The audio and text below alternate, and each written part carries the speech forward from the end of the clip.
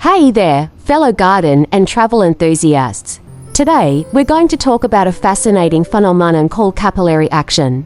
This natural process plays a crucial role in keeping our plants hydrated, especially when away on vacation. So, don't stress if you can't water your plants every day, they'll be fine. By gradually watering your plants while you're away, you can mimic how they would naturally absorb water in nature.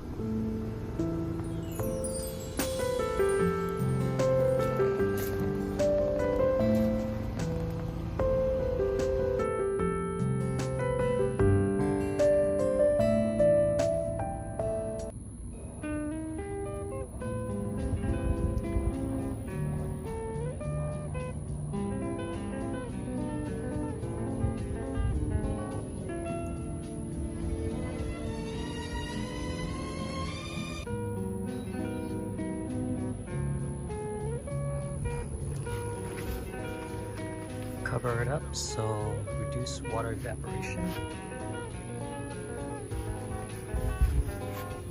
Otherwise, all it is cotton twine, soak in water, transfer the water over.